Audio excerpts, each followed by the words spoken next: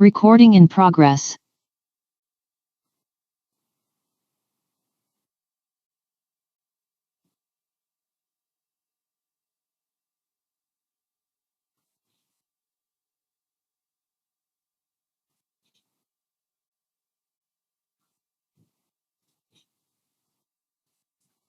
Okay, and good afternoon to everyone. We're going to wait 1 or 2 minutes for everyone to arrive, and then we'll get started.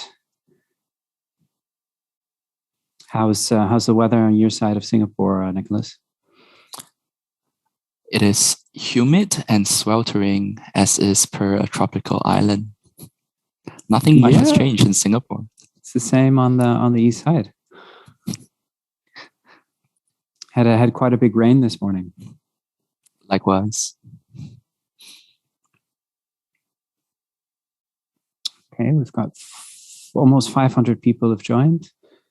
We'll give it a bit more time. I think we saw that more than 1,000 people had signed up, which is very impressive. I can't believe so many people would want to listen to us, Nicholas. It's the content.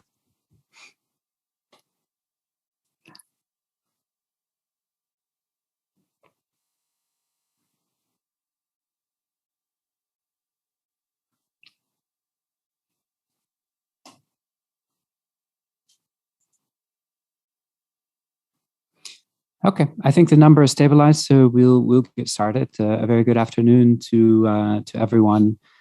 This is the second training for Mohi's Scopus. So this is covering Malaysia. So we hope that you're all well and healthy. We're presenting to you from just next door in Singapore. My name is Alexander, the Senior Consultant for Research Intelligence, and I'm luckily joined by my colleague Nicholas. You want to say hi quickly? Sure.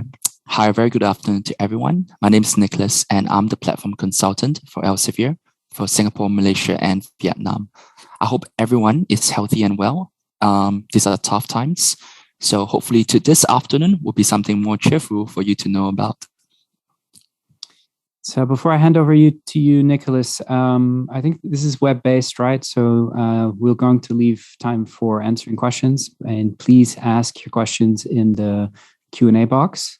We're also recording this session, so we're going to have to think of a smart way to get you a link to the recording. I'm apparently not allowed to email everyone afterwards.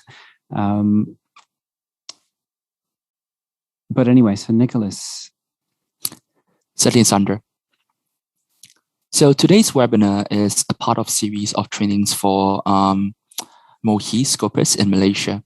Our next session will be on the analytical features of Scopus and how you can actually leverage this to your advantage. It'll be on the 23rd of August. The next session will be some time a bit later, in the 5th of October, where we talk about Scopus author profiles, how you can refine your profile, how to find your peers, competitors, and collaborators for you to work and collaborate with. So Scopus author profiles are going through an update. So for those of you who have not used it before, that's great. For those of you who are using it, you find some very nice, interesting advances and upgrades made to it. 3 weeks after, we have journal metrics on Scopus and how you can use them and what they are used for.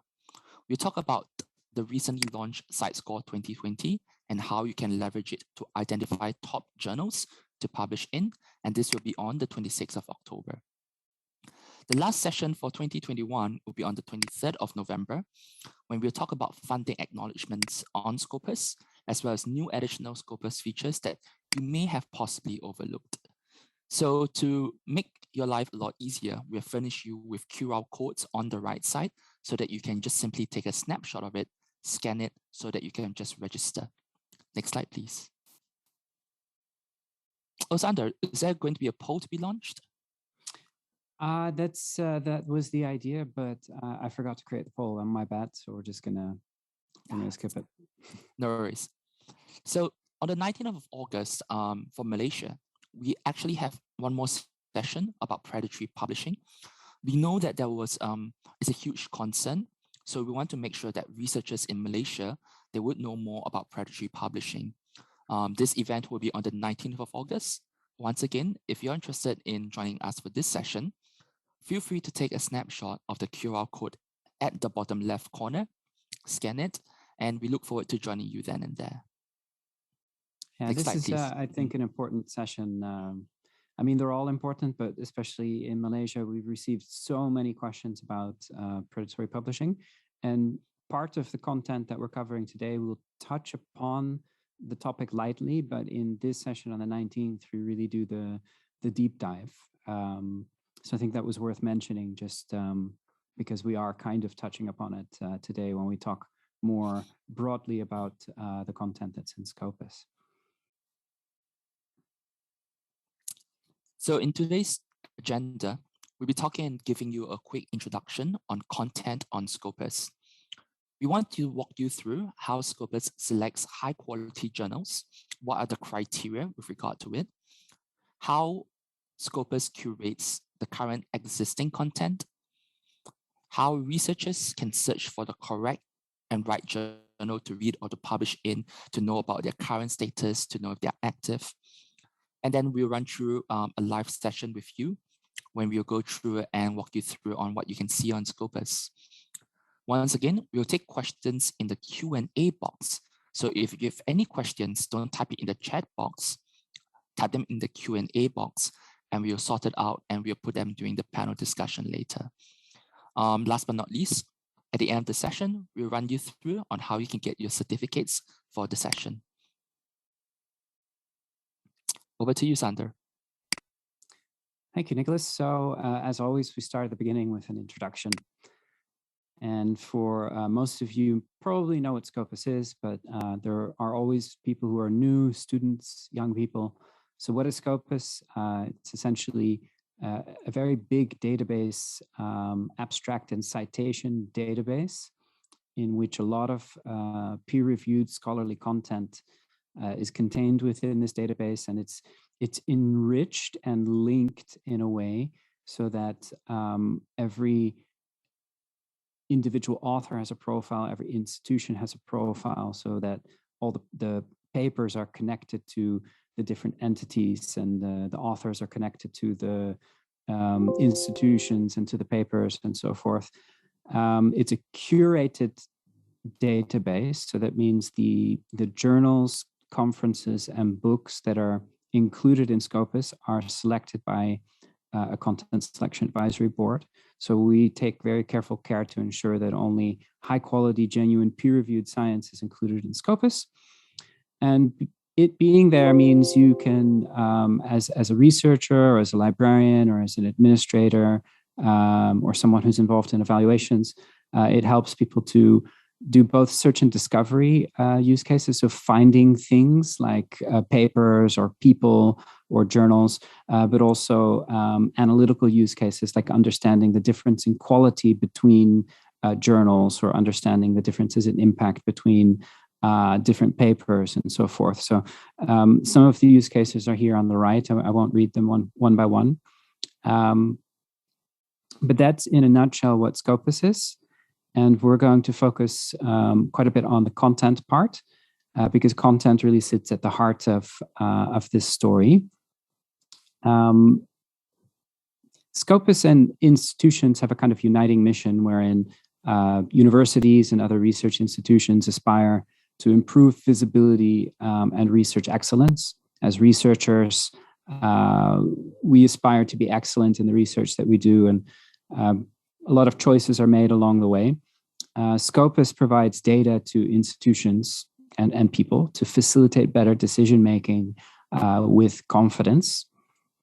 Now, if we look at Scopus in terms of all of the different aspects of how it can be used as a framework for evaluation, or how it can be used to look at publication and usage metrics to understand the differences between papers or differences between people, or having a global view at research trends across the globe, or finding quality journals. The one that we've highlighted here in orange, being a trusted source of dissemination, that's kind of what we want to focus on today. Because it's very important that Scopus provides a representative and curated data set of scholarly sources, which is continually updated where the titles are monitored, right? So we select the journals that are included in Scopus, but if needed, we can also deselect journals, so they would become inactive or discontinued. Currently, Scopus, and I think, Nicholas, you were saying there's been an update for July, so maybe the numbers are a little bit higher, but it doesn't matter. We have more than 80 million records, which span across peer-reviewed journals, serial conference proceedings, books, and book series. And you can also link through from searches in Scopus to see patents at the relevant patent offices. Journals are really across all of the subject areas, so very big representation, including social sciences. We have over 10,000 titles in social sciences, where conference proceedings are focused more on engineering and computer sciences. Books are more focused on social sciences and arts and humanities. Scopus is not a full text database. That's maybe I forgot to make that clear in the beginning if for anybody that's new. So Scopus has the metadata of all the papers. And once you find what you're looking for in Scopus, you can link from the Scopus article page through to the publisher to get the full text there. Did I miss anything, any point to be made here, Nicholas, before we move on? No, I think you got it right on the dot. So this content coverage is updated on a monthly basis. And the reason why we are doing this is because Scopus is updated on a daily basis, right? Like Sander mentioned. So it's very interesting. And this really shows how the content on Scopus is growing on a daily basis and is trying to cover as much content as possible. Back to you. Yeah, we have. So yeah, that's right. Scopus is constantly receiving new articles from the 25,000 titles that are indexed. So it's approximately 11,000 new articles that are loaded into Scopus every day. And something good to understand is that we do index content from many different countries, 105 different countries in 40 different languages. The full text does not need to be in English. So we have a lot of local content that's in Scopus. In fact, if we look at the journals that are indexed in Scopus, only 11% of those journals come from Elsevier, which is the company that we work for. And approximately 40% of the journals in Scopus come from the major publishers. So you will have heard of Springer and Taylor and Wiley and Sage and so forth. 60% of the journals that are in Scopus come from smaller publishers. It could be university press. We don't select journals based on publisher. Every journal can submit to Scopus, and every journal will be evaluated individually based on the merits and based on quite a transparent criteria for acceptance. And how does that process work? So how do we actually make that selection of journals? Well, the people here at the bottom, I know it's a small photograph, but they are called the Content Selection Advisory Board. Yeah, they look like ants on the photo, but they are people they're a very diverse group from all around the world. There's 17 subject chairs. Each one is a prominent researcher in a different field. And ultimately, when journals are submitted to Scopus, it will go to the chair whose subject area is a match for the subject area that the journal's in. And they will evaluate it based on the criteria. And they will ultimately make a decision whether the journal is accepted into Scopus or whether it's rejected from Scopus. If it's rejected, they will get constructive feedback on how to improve. And they will be welcome to submit back into Scopus a few years later. Our mandate is really at a journal level. So we evaluate the overall quality of the journal.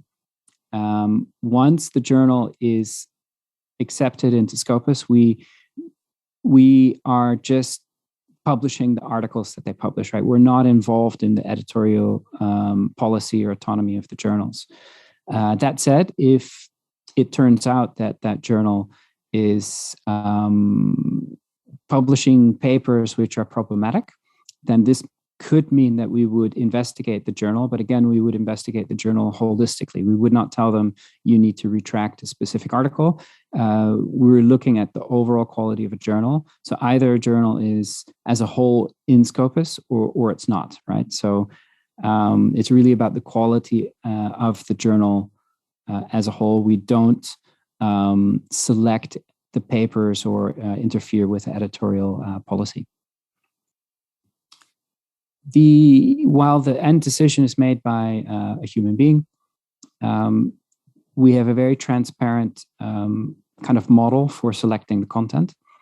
So we have minimum criteria. So every journal must be peer reviewed. It must have abstracts that are in English. It must be a regular publication. So that means it needs to have a regular schedule and it needs to meet that schedule. They can't publish, like, say, every other year, right? If they say that they publish twice a year, they need to consistently publish twice a year. The references need to be in Roman script. So, for example, if a journal is in Thai, the Thai alphabet doesn't have Roman characters. So the references in a Thai article cannot be linked to the paper that's being cited in Scopus. And one of the defining features of Scopus is it is a citation database. So every reference in the papers that are indexed in Scopus gets linked to the paper that they're citing. And that can only happen if the references are in Roman script. So again, the full text can be in a local language, whether it's Bahasa or whether it's Thai, but the abstracts and references need to be Roman character. And lastly, they must have a very strong publications ethics statement. If it meets those basic criteria, it will go to the next stage where there's a team that extracts a lot of information. So they're going to research the journal and look at the website and look at the editorial board, and they're going to collect information and create a package of information which gets sent to the relevant content selection advisory board chair. And that chair is going to judge the journal based on these 5 aspects, where a very important part is the aim and scope of the journal, and then everything else is looked in context of the aims and scope, where it's very important to have a very strong editorial board.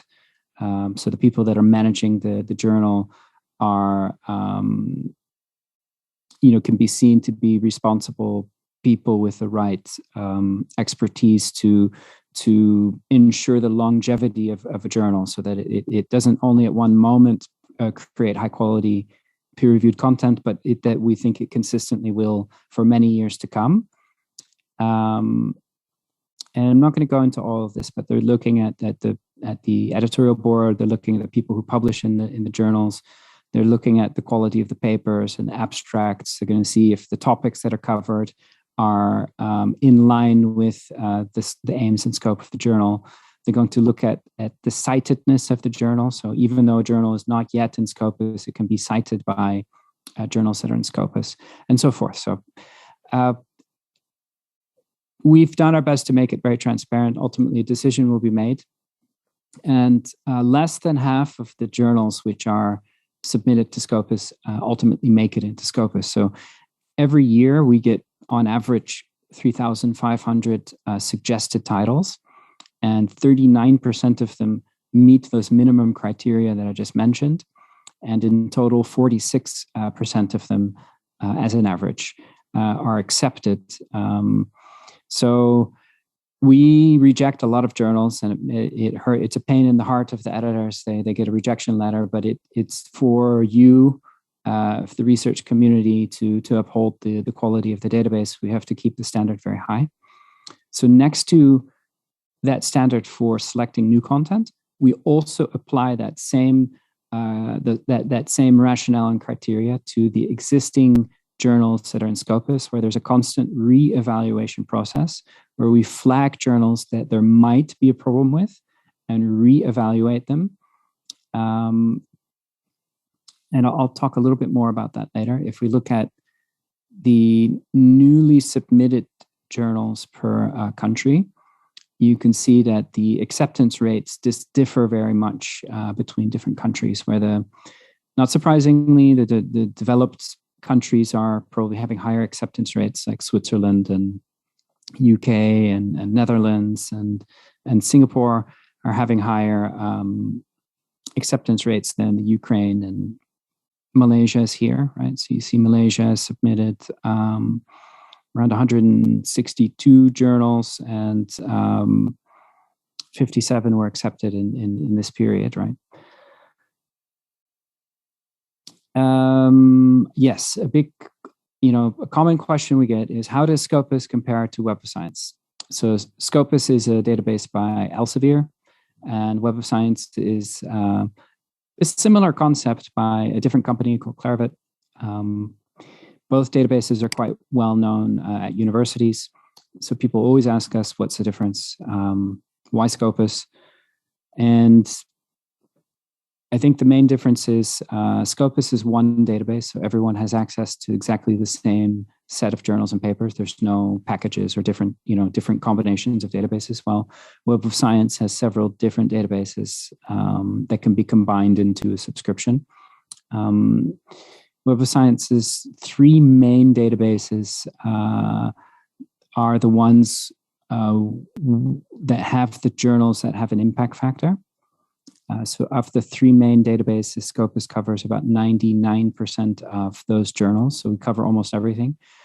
Of the database called ESCI, which is Emerging Science Citation Index, these journals don't have an impact factor. Scopus covers about 60% of them. We've been evaluating those journals, and we've rejected quite a number of them. So not all of them meet the criteria to be in Scopus. So that's why you see kind of partial coverage there. But in addition to that, we have a lot more journals than Web of Science. And a lot of those journals are actually very high quality journals. So we think there's a benefit to using Scopus. Of course, we work for Elsevier, so we love Scopus. But we're happy to see that Malaysia has been using Scopus quite intensively for 10 years. And I've been here for 8 years working with you all.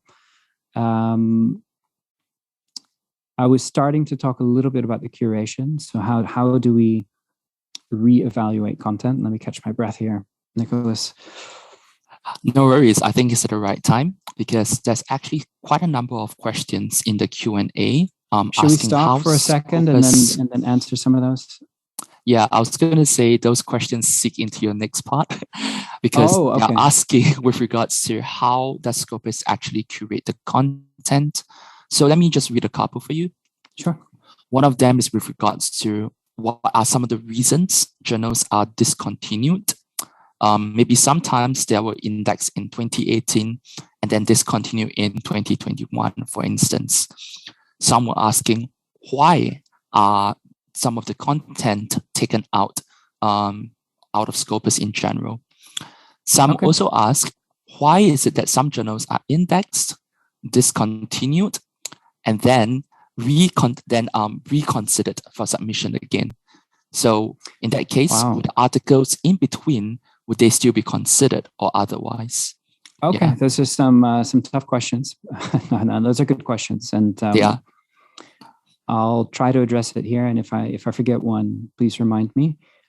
So let's start with the question of how do we reevaluate journals. So if you look at that, we've already accepted, say, 25,000 journals in Scopus, so all those journals are there. And basically, we flag journals where we think there might be a problem based on three factors. The first is concerns by the research community. So if people give us feedback saying that a journal is possibly predatory or has some ethical problems with it, and they can provide some evidence to support that, then the journal will be flagged. Secondly, we track the performance of journals using metrics such as citation rates of journals. So journals which are receiving much less citations now compared to other journals in the same field, they will also be flagged for reevaluation. Thirdly, there's a machine learning kind of AI tool called Radar, which is looking at strange changes in behavior, which may be indicative of anyway, it would warrant further investigation, put it that way. So what type of things are we talking about? Journals who the complete editorial board changes overnight, or a journal which was publishing 40 papers per year suddenly publishes 1,000 papers per year just overnight. Such a big change. So based on those factors, the journal, we monitor everything based on that, and we flag a number of journals, and it's constantly being done. So it's not a process that happens at a particular time in the year. It's ongoing. Each one of the journals that's flagged will be reevaluated by the relevant CSAB member using holistically. So they're going to look at the concern that there is about the journal, but they're also going to apply those criteria which I covered just a few slides ago. And they will ultimately make a decision to either keep the journal in Scopus, right? So then there's no problem. We can never tell you which journals are flagged, because in about 50% of the cases, we decide that there's no problem. People, maybe there was a reason to take a closer look, but based on a holistic evaluation, many cases we decide that there's not a problem. I'll skip this, but it's in the slides. It provides a little bit more information about what I just covered. But if you look in the last 5 years, we've reevaluated about 1,000 journals, and these are those 3 categories that I covered. Don't worry about this one. This one's only for newly accepted journals. So this bucket here is related to concerns about publication. So predatory journals would belong in this category. Anything related to performance is in this category here, and anything related to outliers, so strange changes in behavior, are here. So you might ask, what's the difference between publication concern and underperformance? This one's really related to the quality of the peer review process and the ethical considerations. And so Scopus does not index predatory journals, but journals which are accepted to Scopus, most of them get better when they're in Scopus, but some of them over time might change owners. They might get purchased by a publisher who wants to use the journal for a slightly different purpose. So sometimes we see some of the journals which in the past may have been perfectly fine journals adopt kind of questionable practices. So when we identify journals which we suspect of that, they go into this process here where we have discontinued 67% of those journals, which means there is still 33% of the journals that were suspected of a ethical concern were deemed to not have a problem and were kept in Scopus, right? Underperformance is different because a journal can be discontinued from Scopus because it simply doesn't perform. It receives almost 0 citations. But perhaps there's no ethical concerns. It might be a very well-intentioned group of people who uphold, a certain standard of scientific practice, but still the performance is not good. So it's a little bit different if you're talking about performance or, let's say, ethical concerns. And where the outlier performance, again, are when we see very big changes in a short amount of time, where we believe we need to look at that and investigate it. So overall, it's been about a little bit more than 50% of the journals that were flagged were discontinued. And to your question, what happens when a journal is discontinued? You want to grab this so I can catch my breath, Nicholas? I'll do just that. So what happens when a journal is discontinued is that no additional new content is actually being added onto Scopus. So if it's discontinued in 2021, as of the particular month, the forward indexing is what we call as a forward indexing is now stopped. But content that already has been indexed remains as a matter of record to make sure that the metrics and analytics that we're doing is stable. We cannot just simply retract them. The retraction only really occurs in exceptional cases of proven severe unethical publication practice. It's only in these cases that content that currently is indexed in Scopus will then be removed. So there's quite a number of questions in the chat box pertaining to what happens when a journal has been indexed in 2019 but discontinued in 2021. Are the 2019 titles still considered to be indexed in Scopus? In that case, the answer would be yes. But it also depends on a particular situation, and the question will boil down to what is the reason for the journal to be removed from Scopus. If the main reason is because that the metrics and the journal is underperforming due to lack of citations, the content will still remain and will still exist. If, for instance, there's proven records of like massive data fraud and massive plagiarism, then in these cases, the articles and the forward and the previously indexed articles may then be removed. That's One right. thing is Sorry. So in the vast majority of journals that are discontinued, we keep the content that was already indexed, we keep in Scopus, because the rationale is that the journal, when it was accepted into Scopus, it met the criteria for Scopus.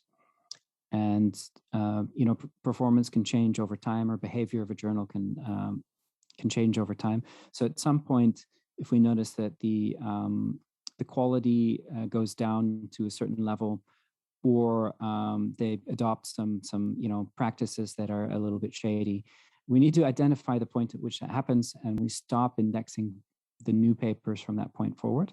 But we keep the older content in Scopus in most cases.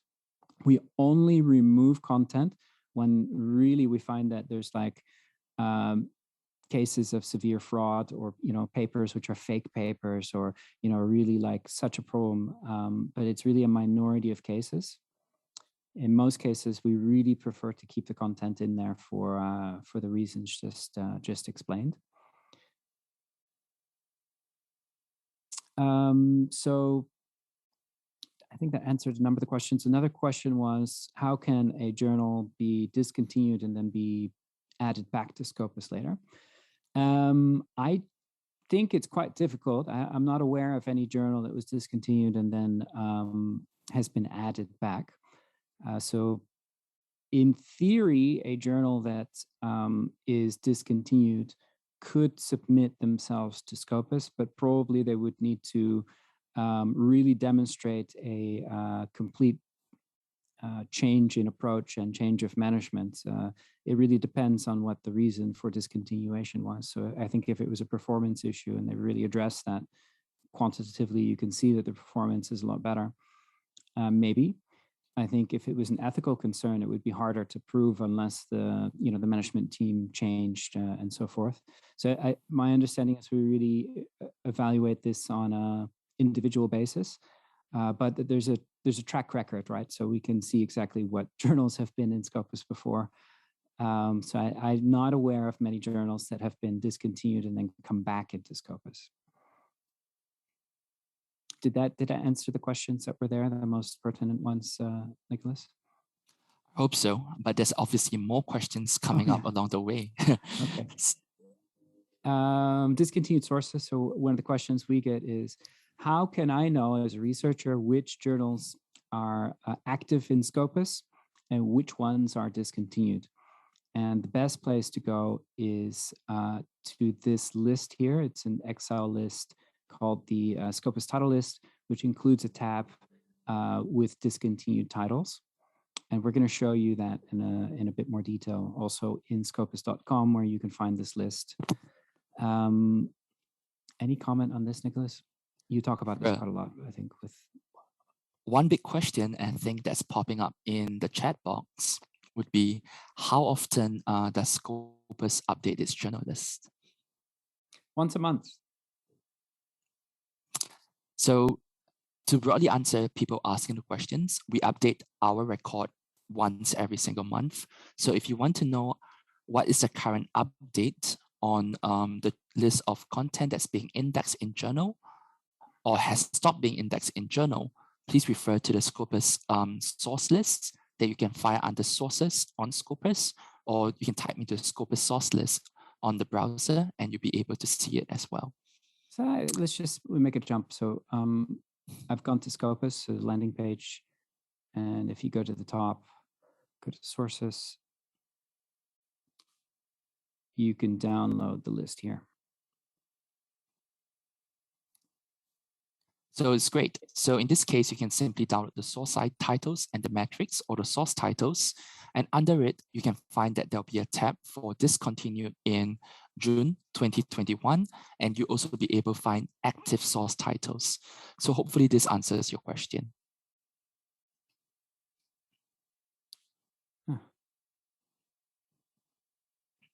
Scopus is not listening to me. Oh well. What I wanted to show is that we've also added the status to the journal page. So when you look at a journal, for example, here, the International Journal of Civil Engineering and Technology, you can see that it's covered from 2016 to 2019, but it's currently discontinued in Scopus. So in this case, we've kept that older content in, and we stopped indexing from 2019 forward. So it would be clear that this, if you're trying to publish in a journal that's in Scopus, it should be clear to you that this journal is no longer being actively indexed in Scopus.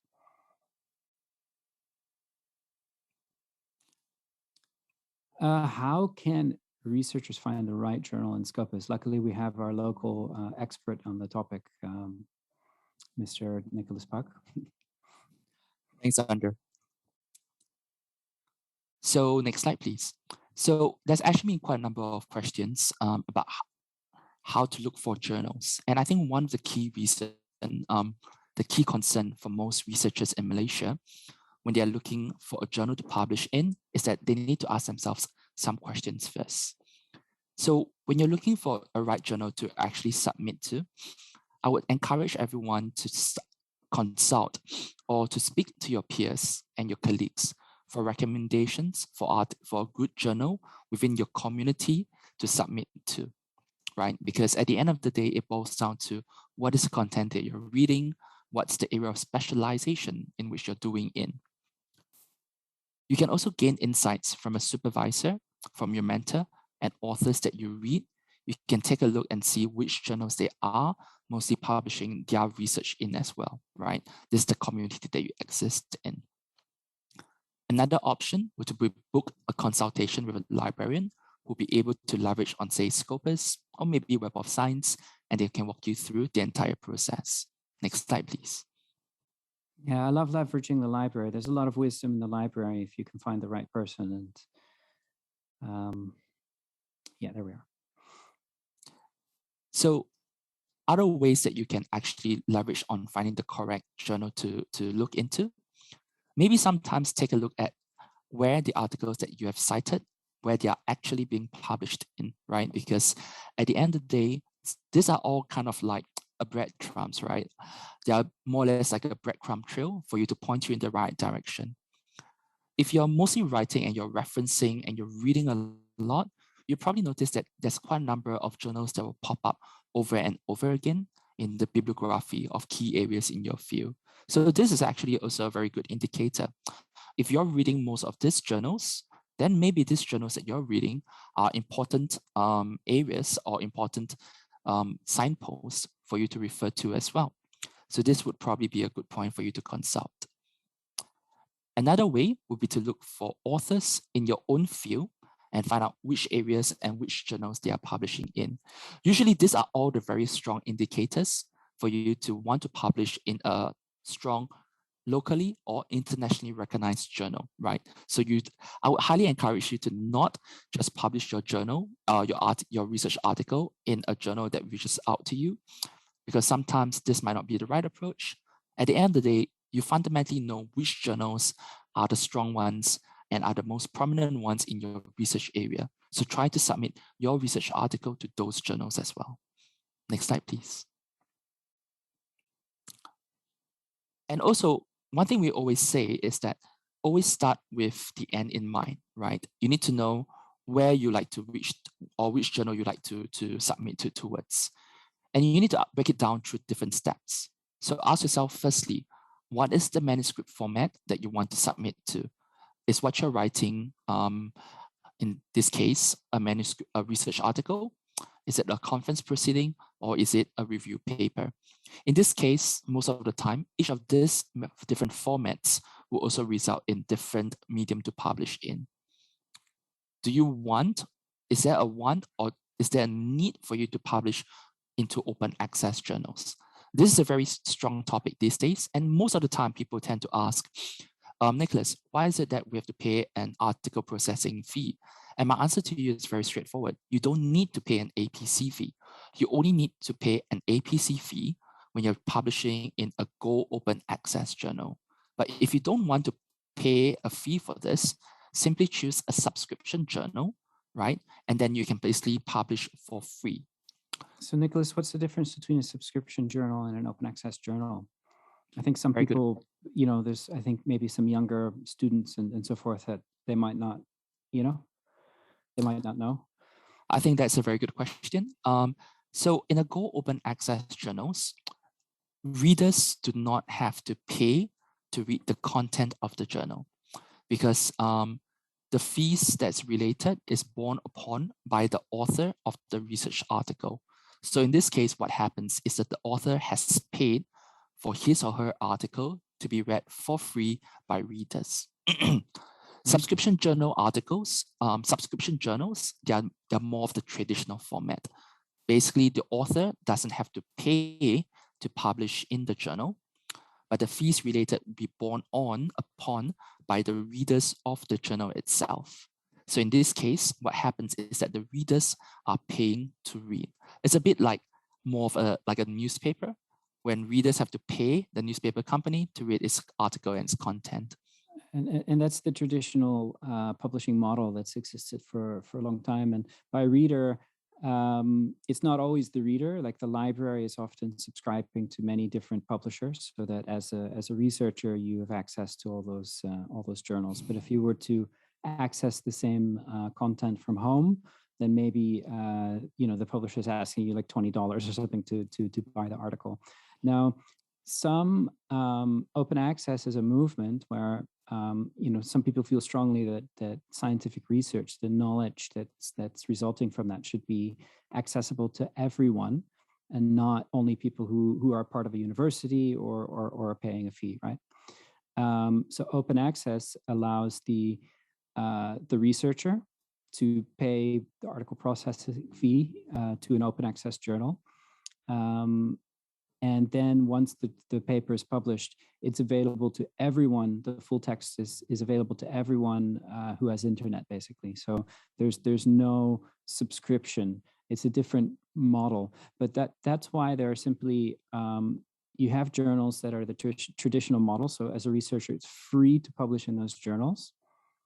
And you have journals which are full open access, right? So they're completely open access, means they only publish papers which will be free to everyone. And if your manuscript makes it through the peer review, only then would you pay an article processing fee. So just by paying a fee doesn't guarantee that you're going to be published in the journal, right? It actually does. It should have exactly the same chances of being accepted as a traditional journal, right? Both are applying peer review, both all very good journals are incredibly selective. So you need to make sure that you're submitting a manuscript to really the right journal.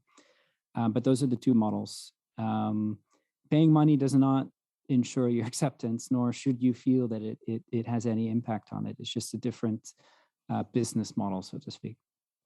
So your last statement actually allows me to seek into my next point. So it's a very common practice in countries when a publisher of a journal would approach researchers to submit their research articles with them. They will ask them and would solicit them to pay money upfront for their articles to be published, and it guarantees them publication. So there is a very strong distinction between this approach and a Go open access approach, like what Sander just described. the latter approach that I brought up would probably be in the case of predatory publishing, and you would want to be very careful. Predatory publishers will come forward, give you the opportunity to publish with them for a fee within, say, a week. And we all know if something is too good to be true, it's probably not true.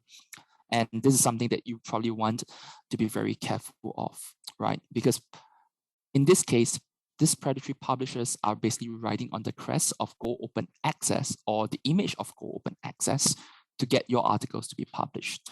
But in a proper Go Open Access journal or quality Go Open Access journal, you will still have to go through the entire process of peer review, of rejection, possibly acceptance. The acceptance rate and the rejection rate of a Go Open Access journal or the component of a journal does not change and is not different from that of a normal subscription journal. This is something that you probably want to be very careful of as well, right? So in this case, watch out. If you want to publish open access, please, you can choose for Go Open Access option. If you don't want to incur a fee when you're publishing, choose a subscription journal, right? If someone suspicious comes forward to you and guarantees you an option to publish, but for a fee, then watch out for it, because these are possibly predatory publishers. Right, and if we go back to Scopus quickly, so if we look at the journal list here, so let's say that we want to look for journals related to food science. And here, so if I wanted to see only open access journals, I could click here. And also here, you can see exactly which are the open access journals and which ones are not. So that Scopus can help you with that. That's quite straightforward. But just realize that you have that filter there to make it even easier. Yep, that's a very useful function as well of Scopus. So another option that you want to do when you're choosing journals to publish in would be when you're seeking a title with a multidisciplinary or interdisciplinary focus, right? Do you want it to be broader or do you want it to be more collaborative internally and in depth? These are some questions you can probably ask yourself. If you want to publish with a very specific established publisher, you can also do the same as well, right? On Scopus, you will probably be able to filter it by publisher within the source list, and you can see which journals in which subject areas the content of which belongs to. So this is something that you may want to take into consideration as well if you want to publish with a more established publisher, like maybe Elsevier, Springer, Wiley, Emerald, etc. You also want to take a look at the research data or the other outputs alongside the article as well, because different journals will have different requirements and subsets. So in this case, you probably want to get more information first. I would point you to the journal homepage for you to delve into for more details as well. Next slide, please. So I would come up with maybe say 7 key questions to ask yourself, right? To go through as a step to evaluate the journals that you are considering to publish in. So you should always ask yourself, is the manuscript that I'm writing, is this a right fit for the journal? I will always encourage you to go to the journal homepages, look at the aims and scope of the journal to make sure that it's all aligned for you to publish in. You also want to ask yourself, are there any funder or institutional mandates for you to consider? Is part of the funding requirement to publish in the Go Open Access journal? In that case, you have to adjust accordingly. Another question I would point you to ask is the journal that you're looking to publish in visible and prominent in the research communities that you want to reach out towards? Because you want your research to get out, right? At the end of the day, as a researcher, not only do you want to publish quality research work, you also want your work to get citations. And for this to be so, you want to make sure that it's reaching out and it's relevant to the people who are reading it.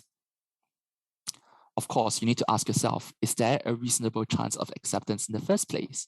If you're an emerging researcher, maybe it's not a very good idea to publish in, say, a very, very prominent journal like Nature, Lancet, as your first article of choice, right? Because sometimes it might just not be as equally relevant, or sometimes it's not exactly. The chances of your article to be published might not be exactly very high as well. So you really need to ask yourself these questions. What is the quality of the work you're producing? And how prominent is this journal that I'm submitting to as well? Someone in the question Q&A box a couple of minutes ago was asking, how do I search for article journals that are indexed in Scopus, and if they are also indexed in Web of Science?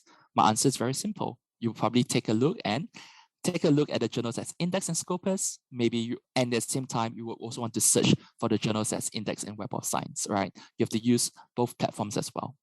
Yeah, and I think you have to, what does it mean to be in Web of Science? Because they have different databases, right? So if you're looking through Web of Science at one university, they might subscribe to 3 databases, and maybe a different one subscribes also to the 4th database. So I think you need to define very clearly, what do you mean by included in Web of Science, right? So to be clear on that, if you're clear on that, you can look at their, I'm sure they have a title list, maybe within the product or also separately as a list. And again, of the ones in the 3 main databases, so all those journals that have the impact factor, we cover more than 99% of them. But if you're looking at the ESCI Emerging Citation Index, we currently cover around 60% of that. 40% of the journals we don't cover in Scopus. So it's a little bit tricky. What does it mean to be in Web of Science, right? So that's my advice. We're gonna go to a demo, and I'm gonna try and drive for you if you just tell me what to do. So in the meantime, we'll just go to the home page to remind everyone. This is Scopus. So as Sander is going through the source lists, I think that covers a couple of points that I was going to wrap up with.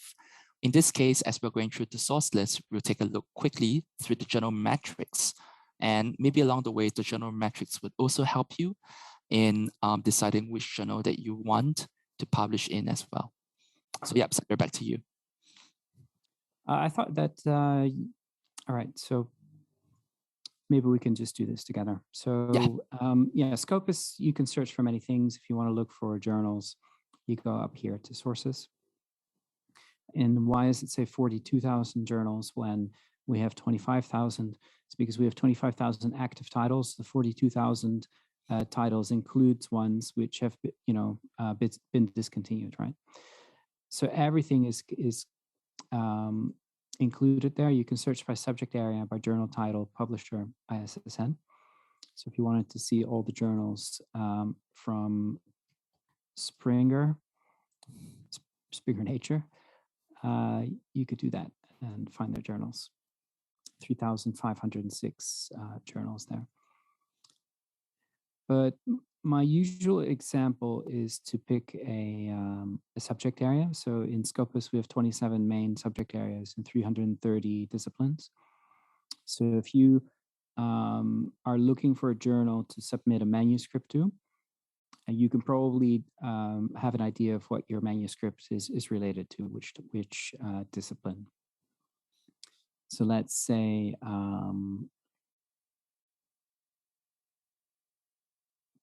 could be dentistry as a whole, right? You could say, well, I want to look at all the journals that are related to dentistry. Or if you say, well, actually, my manuscript is really about dental hygiene, you could decide to look at just dental hygiene, but I think I'm just going to go for dentistry. And we see there are 246 journals in dentistry.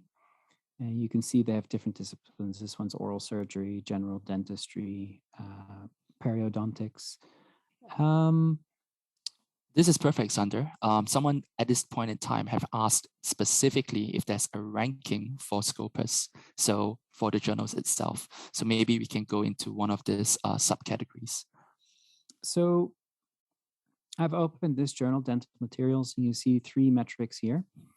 And these 3 numbers, all 3 of them represent something about the quality of the journal. And today we're going to focus on the top one called Site Score. Site Score is, it's somewhat similar to impact factor in Web of Science, except that arguably, I think we improved it. So instead of only being there for 12,000 journals, it's there for all 25,000 titles that are in Scopus. And it's the average number of citations per paper. So if you take the papers published by this journal in this 4-year period, you take the citations received by those papers divided by the number of documents, you get 8.4. That means on average, each paper received 8.4 citations. Now, in terms of ranking, this journal belongs to 3 categories. So yes, just to confuse everyone now, when a journal gets accepted by Scopus, the editorial board will indicate which subject areas they cover. In this case, they cover general dentistry, mechanics of materials within engineering, and general material science within material science. So they're probably looking at creating materials to be used in dentistry, right? You have to create all kinds of hard materials to use as prosthetic teeth. So there's been quite a science behind that. So that means that this journal actually belongs to 3 different categories, which is very transparent. You can see that here at the top. And that means that we rank the journal site score for all 3 of categories that it belongs to.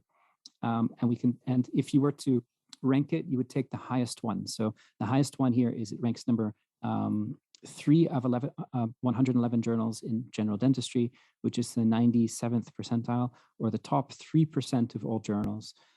So you would say it's a very high quality journal. It certainly falls within quartile 1 or decile 1, or even the top 5%.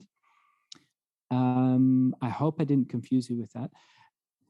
But you can use this filter here. So if you said, I want to know all journals related to dentistry, which are top quartile according to site score, I just need to press top quartile here, apply. And I see that there are 50 journals related to dentistry, which fall in the top quartile, so the top 25% highest ranking journals using site score. And you can validate that. So if I pick one, here, Japanese Dental Science Review. Here, it ranks 93rd percentile, so that's the top 7%. It ranks number 8 out of 111 journals, 5.8 citations per paper. You can see the trend. It's been going up in terms of site score over time. So that's also something that you can consider. And you can access all the documents like this. So if you wanted to say, well, I want to read through some of those documents and see what topics they're publishing in to see if it's a good match for my manuscript, you have access to all the papers right here, right? So this is actually a good point. I need to jump in to ask a question, because some people are asking what is going on with the methodology for site score and how is it slightly different from the journal impact factor. All right, well, I'll leave it to you. I wanted to show how they can here look at the article page, right? And if they wanted to go to the full text, I'm going to look for the full text button. I think they moved it. Where is it, Nicholas? It should be there. Can you try clicking on more? Yeah. Well, there should be a full text link, to be honest. So we'll get that. We'll get to it. I think, yeah, we'll get to it. This is odd. I'm going to press save to PDF and see what happens. I don't think it's this one, but yeah. Huh, interesting. Well, maybe we just need to refresh it at some point. Let me try a different one. All right. So here the button should have been there as well. So that was weird. But if I press that button, it should just open the publisher. Mm-hmm. It's an open access journal, so for sure I should be able to get to the full text. And it's an Elsevier journal. I didn't know that. So it's an Elsevier open access journal, and I can see the entire full text here. And I can download where's the download button for the whole full text is up there. Yeah. Yeah. All right. So if I wanted to get the PDF, but that's kind of a side step, but I did want to just remind people of that. Nicholas, you had something you wanted to bring up, the methodology of site score compared to impact factor. That's correct. Leave it all to you. All right. Can I trouble you to go back 2 buttons? If you press back and back. I tell you what. Okay, perfect. Yeah. Can you go to site score and click on the site score methodology with the eye? Perfect. So under the improved site score methodology, under learn more. Perfect. All right. So how site score 2020 works, and it's a bit different from the journal impact factor, is that we are looking at a 4-year window because it's more stable, it's more consistent, and it encompasses different disciplines better as well. So what it does is actually quite straightforward. It counts the citations received in 2017 to 2020 to articles, reviews, and conference papers, book chapters, and data published in 2017 to 2020, and is divided by the number of publications published in 2017 to 2020. So as mentioned, this is a 4-year window. It's basically citations divided by documents from the exact same sources over a 4-year window. Journal impact factor, if I'm not mistaken, takes a look at it from a 2-year window or a 5-year window, and the source of the citations is not necessarily the same as the sources of the documents. So maybe it's a bit less consistent. This is what I know. So Sander, feel free to correct me if there's anything that you want to add on. That's right. So we've revised site score to use both a 4-year window in the numerator and the denominator. I think that's quite different in impact. So you have to keep in mind that site score is based on citations from all of the 25,000 titles that are in Scopus, while impact factor is based on citations from just 12,000 journals, right? So there are 12,000 journals that have an impact factor that take into consideration only citations from those 12,000 journals.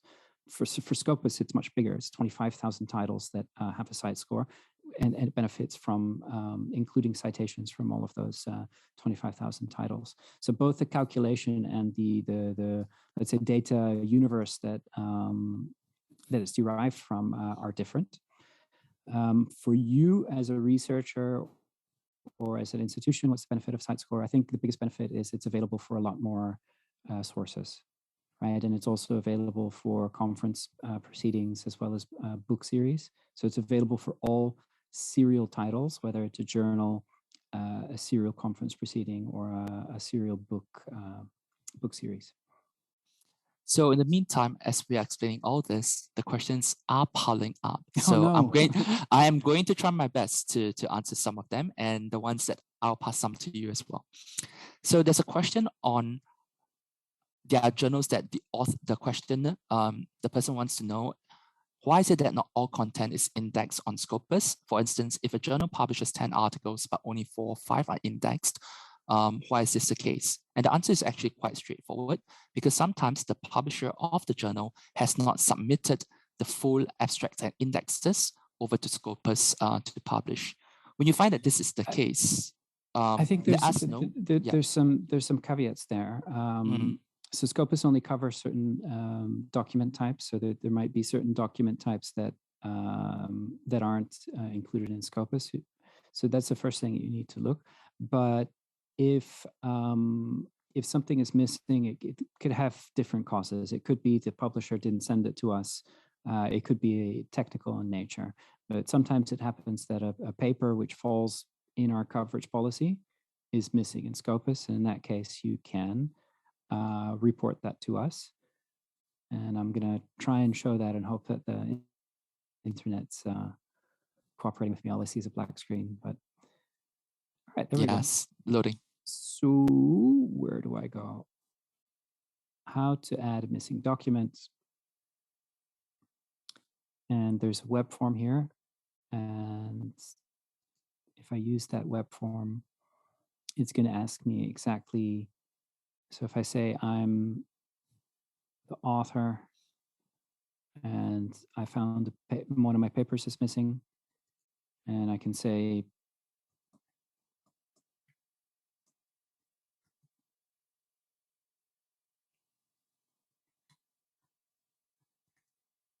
right. So if you know the DOI of the paper, I think the more information you provide, and say, all right, it was an article. Probably give the ISSN of the journal and all of the information here that they're asking for. it is really good to actually attach a PDF of the original publication, because if it's not indexed in Scopus, then maybe that information didn't make it to Scopus.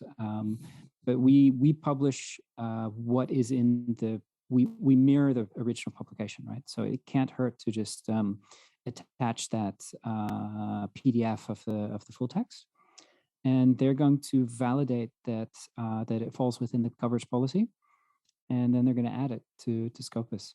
So that's the best place to go. Like I get so many people that come to me directly, and I always need to direct you here, because this form is designed in such a way that it asks you for all information that they need to be able to action your request. So that this is the place to come.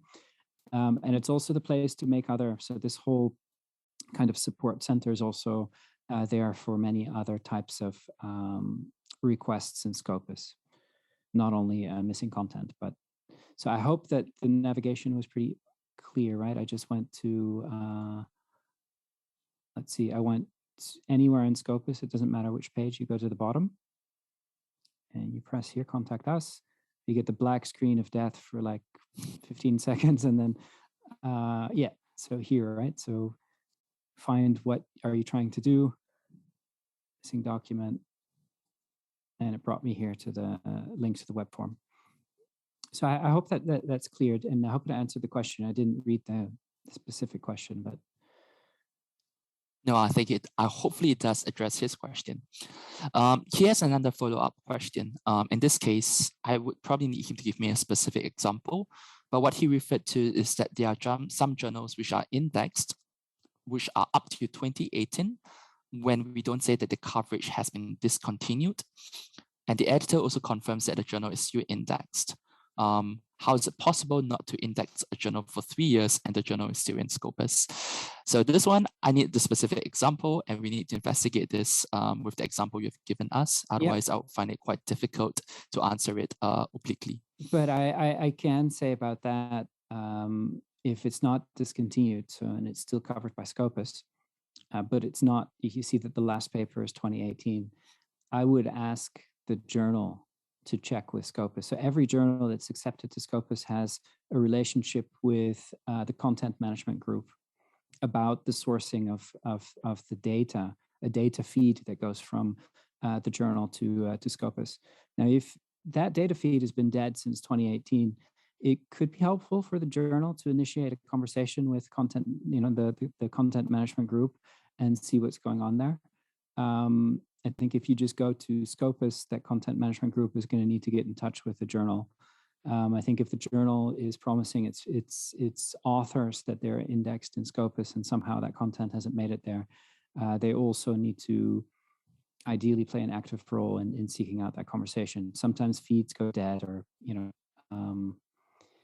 it's 7,000 publishers, 25 journals. So there are times when a journal which is active in Scopus, that content feed has become inactive, and someone needs to seek the right communication between the journal and content management group at Elsevier to fix that.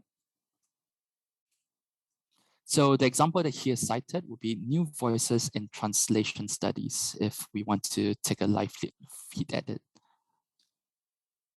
Oh, now it's fine. He says it's updated. So we are good. We are good. We are good. Now I really want to look at it. What was it? New voices in translation, I think. Yep. Second. Yeah, there we go.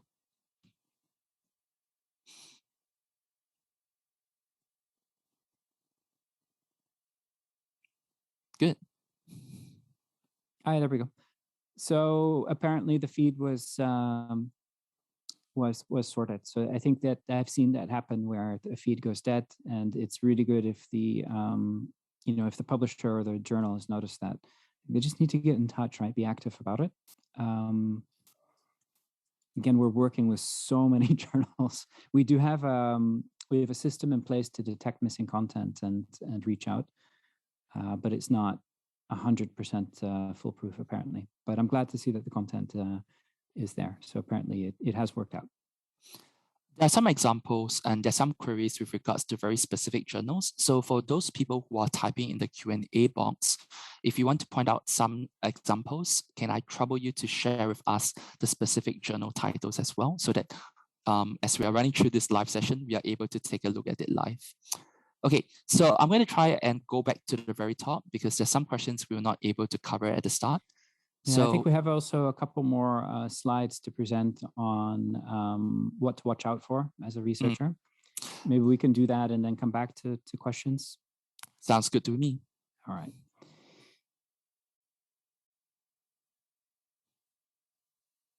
Come on. There we go.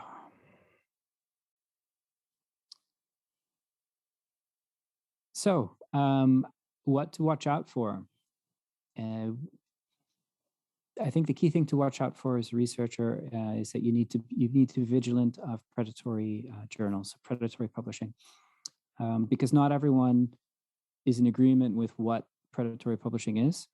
In 2019, there was a group that came up with a kind of consensus definition that predatory journals and predatory publishers are entities that prioritize self-interest at the expense of scholarship and are characterized by false or misleading information, deviation from best editorial and publication practices, a lack of transparency, and or the use of aggressive and indiscriminate solicitation practices. So let there be no mistake, a predatory journal is, it's really bad actors. These are people who have an intention to use science, right, the context of a scientific journal, to use it not to develop bodies of knowledge, but to use it to make money for themselves by preying on researchers' need to publish and benefiting from the open access model, where people are now used to paying upfront an article processing fee. So you have to be clear that these are people that don't have a right intention. They're not intentioned to produce high quality science. They're intentioned to make as much money as they can using this context to kind of fool all of us. So I think we have to be vigilant of this, that today with the internet, anyone can build a website. People can seem like they're an authoritative group and not necessarily be what they say that they are.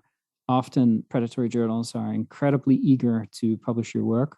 They aggressively approaching you. They're making you promise, oh, if you work with us, you're guaranteed to be published in our journal. And think about it. Any really high quality journal is incredibly selective. It should be very difficult to get into the journal. So if you have a journal that just seems too eager and they don't seem to be doing a proper peer review, and everything seems to rest solely on paying the article processing fee, then consider, is this a predatory journal? Are these people who they say, are they who they say they are? I like to compare it to walking in a city, right? If you live in a city and someone approaches you on the street and says, hey, I've got this thing, you have to wonder, is what they're saying, can you take it at face value? What they're saying is true? Or do you need to be a little bit careful and just consider, like, why are they so eager to work with me on something? Some of the warning signs are some of the web pages of predatory journals are poor quality with spelling mistakes, grammar mistakes. They quite often have like big flashing banners saying that they're indexed in Scopus and Web of Science. General over eagerness to publish your work, right?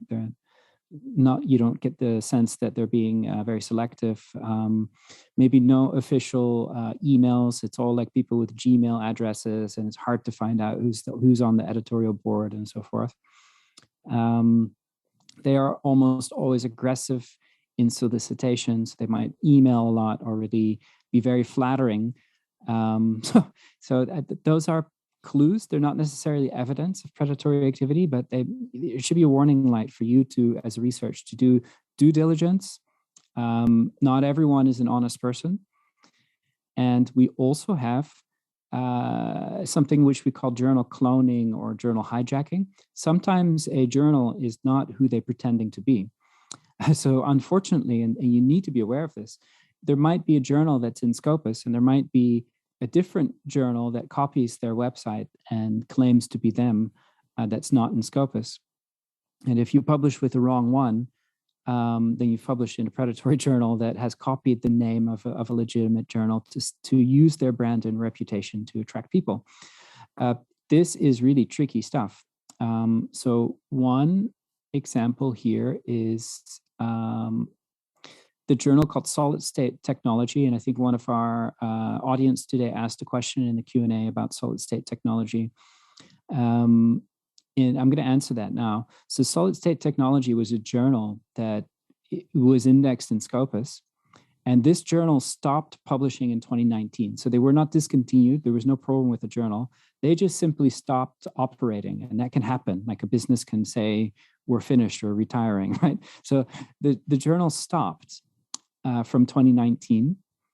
And this other group of people created a website, and they call it Solid State Technology, and they copied the same ISSN, and they put a huge sign there that they're indexed in Scopus, and they got lots of people to submit articles to them. They also called Scopus and said, hey, our journal has changed servers, so you can now source the information from this other server. So they impersonated in both cases, to both researchers and to Scopus, they impersonated the real Solid State Technology. And they sent us all those articles which they had published, and they got indexed into Scopus. Now, of course, when we found out that the real Solid State Technology had stopped publishing in 2019, and that all the papers we had in Scopus since 2019 were published by a different group of people pretending to be Solid State Technology, we had to discontinue this journal for predatory behavior. And in this case, is one of the minority of cases that we had to remove the papers, because they are not by the actual journal, right? They are by a group of basically criminals who are pretending to be Solid State Technology. And for every researcher that published in that fake version of the journal, it's really, really, really unfortunate, and it's difficult to. So much work goes into it, right? That's why it's very important before you submit to a journal. Just do your due diligence and kind of, even if it's in Scopus, like check, am I submitting to the right version? Are there any signs that it might be a cloned journal, people pretending to be a journal that they're not?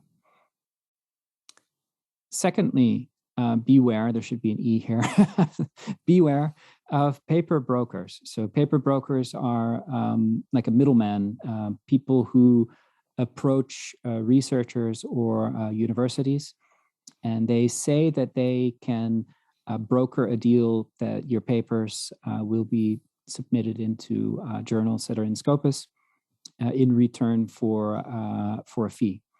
But what they're saying is, we guarantee, if you pay us money, we guarantee you will be published in a journal that's in Scopus. These brokers are active around the world. I think in Malaysia, we've seen a lot of researchers and institutions be approached by them. One example is IJRDO. I'm not sure what it stands for, but this group is approaching researchers and institutions and saying that in return for a fee, they guarantee that you will be published in a journal that's in Scopus or Web of Science. They even have a kind of like email set up here, scopus@ephjournal.com, and they're saying, we can get you indexed into these two journals, which are both in Scopus, and you would be accepted within 30 days for this one, or within 15 days here. These are simply promises they cannot keep, right? That's ridiculous. If these journals were collaborating with such a group and guaranteeing publication, they will for sure be discontinued from Scopus, right? So that's first of all, even if it's true that they can get you into such a journal, those journals will get caught and they will get removed from Scopus. So it's not worth it. But in many cases, they may be making false claims. So anytime that they're asking for money, they're making these types of guarantees, you have to remind yourself that as a researcher, as a student, the kind of art of it is to develop your scientific skills to be able to produce a manuscript that's competitive and that will be accepted by a journal, that's selective, that's applying peer review, and that it's difficult to get in. And I think that you can sense that when that's not the case, when there are people that are making these promises like, oh, you just got to pay us the money and there's a guaranteed publication. Please don't do that. You're going to hurt yourself, because end of the day, those papers won't end up in Scopus, or maybe they will for a while and they'll be removed. And it's also your reputation. You'll lose the money that you spent. You might generate a reputation for being someone who publishes in predatory journals. So, yeah, I mean, it's pretty dark, but this is reality. There are just a lot of people that are trying to benefit from this context. And we're working really hard on making sure that we don't index journals that have anything to do with this, and we de-index any journals that get involved with such practices. But you as researchers have to be independent in doing some kind of due diligence to be aware of these things and make sure that you don't fall into the trap. Due diligence, that's the word I said several times. So there's some tools there. You want to talk through this, Nicholas, this think, check, and submit tool? Sure. So the think, check, and submit is actually pretty useful. Most of the time, how you want to do it is that you want to submit your article to the right journal, right, for the right purposes. Some of you, and in the question, in the Q&A box, a lot of people are asking, how do I know if this is the right journal to submit to? How do I know if the journal is indexed in Scopus? And this is actually very simple, right? We talked about this when I went through the process on how you can choose a journal to submit to. In this case, what you can do is how you can identify a journal, right? Think about it, create a checklist. Ask yourself if the journal is the right fit for my work. Ask yourself if the topic matches the aims and scope of the journal. Check what medium the journal is currently publishing, like review article, proceeding notes, and if there's a chance of acceptance. Ask yourself if it is to be read in the communities that you want to reach. If the journal is of good quality, can it be trusted, right? And the Think, Check, Submit is a cross-industry initiative led by representatives from agencies with different alphabets, right? ISSN, STM, UKSG, other individual publishers. And it's a great example on how many parties, including Elsevier, are joining together to address the issue of predatory publishing. And these are some simple guidelines for you to assess a journal before you actually submit it. And to address your questions, please go through all this. Sometimes we won't know all of the journals, right? Because we know how the database works, but at the end of the day, the journals that you're choosing to submit to, you're probably the best expert to evaluate it critically. Some of you are asking what are the differences between Q1, Q2, Q3, Q4. Those are basically the percentiles of the journal ranks based on site score, or ISI based on the subject categories. But at the end of the day, you know the value and you know the quality of the journals and which are the best journals in each of your own community. So leverage on your own area of expertise because you know it best. Sometimes people want to be optimistic and think that this journal probably has a chance of it, but you should be critical about it because like what Sander mentioned, and like we all know how much effort and months of effort that you all put into your areas of research. This is your research. This is your effort. This is your blood, sweat, and tears. You don't want to publish it in a journal that's unethical, that is predatory, and a journal where your work will not be noticed. So be very critical on which medium you want to publish your own article in, because that's a culmination of your work and your effort. So just be very, very careful here is what I would say. Yeah, I fully agree with that and understand that people have this on their mind asking questions about that. So also just don't, please also keep, this is updated once a month, right? The source title list. So keep checking here which journals have been discontinued from Scopus as one of the tools that you can use. And yeah, I mean, we're giving an even more detailed workshop on August 19th. So for those of you that are really concerned about this, please join us on August 19th. We'll be speaking for 90 minutes about predatory publishing, where we've covered some of that today, but not everything. I think we can cover questions for 5 more minutes before we give them the last information and sign off. So I'm going to also look through the Q&A box. Yeah, one was asking, and for everyone who are on the call, the next slide will give you the certificate and the survey form for you to complete in, so not to worry.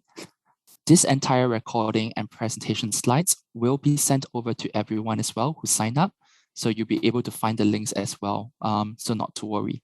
These questions was being asked repeatedly during the session. Well, I mean, we can go there. Actually, you want to cover the help resources? Sure. So quite a number of you were also asking about how can you go to access some of the support centers that we have. So the Scopus Support Center is actually really useful, and I encourage everyone to use it if necessary, if you have more questions. But we also put up and roll out our updates on Scopus, the Scopus blog, which is blog.scopus.com. That's actually a very useful site. I'll encourage you to use it. There's Twitter, there's newsletter, and the librarian toolkit. We can go to the next slide. So here you can get the survey and the certificates. So to get the certificates, you can use this QR code here or this link here. And it will first ask you to complete a survey where your rating of this event is really important to us. So, if you could be kind, that would be really great. But either way, once you do the certificate, you will be able to download once you do the survey, you'll be able to download the certificate. It may so we don't have So we don't actually have an attendance form here, but the survey form that you complete here would allow us to generate your certificates as well. The survey and the certificate form, yeah. So the workshop code here, INNETT, will allow you to redeem the certificates as well. Sorry, Sander. So both the survey and the certificates are in a platform called Researcher Academy. And the name that's on your certificate is the username that you use for your account in that platform. So if you don't already have an account, it might ask you to make an account, and then you will be able to easily generate the certificate. Also, once you've done the survey and you're in that Researcher Academy platform, you should see the PDF that of these slides which we presented today. You can download from there. In the previous sessions, I was emailing this to all the participants after the session, but last week I did that, and Elsevier shut down my email for 3 days because they thought that I'm spamming people, and I had to get very special permission to get my email back up, and they told me never to do it again. So while I would love to email you all, please look in Researcher Academy to get the link to the PDF, and we are going to share the link to all the recordings of these sessions in future sessions, and we'll disseminate that via the libraries. All right, so I'm blank. Do we have anything else to add before we wish everyone a good day? Or well, I would try and cover as much questions as possible in the next coming 2 minutes. I'll do my best. So we have had approximately about a total of 70 questions. We have answered 39. Let's try and squeeze in a couple more. So someone was asking, do we reveal our editorial and advisory board to the public? I would say we don't have an editorial advisory board per se, but I believe the board that you're referring to will be the content selection and advisory board. And you can find their details actually on our website. So you can find out the identity of it. That's very transparent. You can find the names of all of the content selection advisory board on the website. So I think if you type into Google Scopus content selection, you'll reach a page that has all of that information. So someone was asked. So here's one: what legal action has been taken for these journal publication criminals?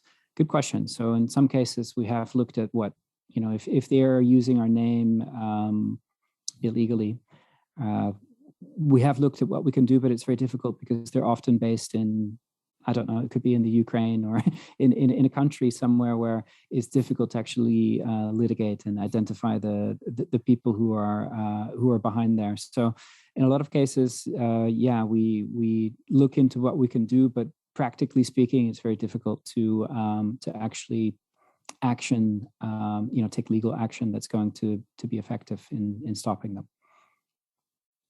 I'll throw and lob one more for you. Someone's asking, how can we get a list of predatory journals? There is no list, so you can get a list of all the journals that are discontinued from Scopus, and there will be a reason for discontinuation indicated there. So for the ones where it's indicated publication concerns, that may or may not be predatory, but the ones that are predatory would be within that category of ethical concerns. There are different lists that have been used in the past. You have Beale's list, which has not been active for a few years, but that was an attempt to list all predatory journals that exist. And different universities in different countries have different blacklists, but there's very little consensus about what list of journals are truly predatory, and it's constantly changing as well. So it's not something like if you did this exercise a year ago, even if there was some agreement, the behavior of journals changes over time, and you constantly get new pockets of people using this strategy of predatory publishing. So it's very difficult to get a definitive list of this is the complete list of predatory journals. I would try to do it the other way around and look at what is the complete list of journals that I'm sure are not predatory, and then limit your submission to those.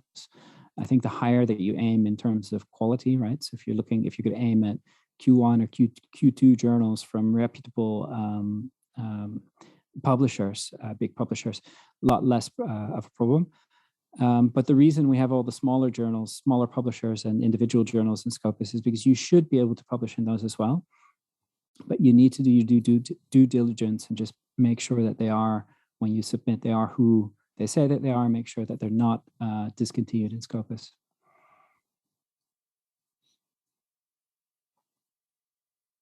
So for those of you who have actually went in to complete the survey and you're unable to currently access the survey site, this is entirely normal. I would encourage you to just give it a couple of minutes before you try accessing it again, and before you try downloading the workshop code again. So not to worry, just wait for a while before you try again.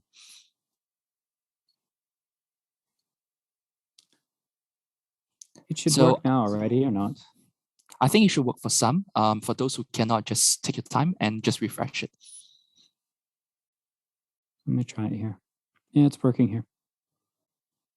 Yeah, I just did the QR code. It's working here, so. That's good. Yep. We are 2 minutes over time, and assume that maybe people are on a schedule, so we want to thank you for your attendance and wish you luck with all of this. We hope to see you at the next session. Predatory publishing, August 19th, but you also saw the schedule. Again, you can download these slides from Researcher Academy that includes the schedule of webinars and everything that we presented today. And yeah, take care. We hope to one day see you in person again. Nicholas, you want to? Thank you so much for asking all these questions. We tried our best to answer as much as possible, but for those who we have not been able to, I'm really sorry, but hopefully we'll get a chance and opportunity to address them again. In the meantime, thank you so much for your time and for joining us today on this session. Do stay safe, take care of yourself. We'll see you soon. Over to you, Sander. All right, well, take care, everyone. We're just going to wave goodbye and see you next time. Have a good day.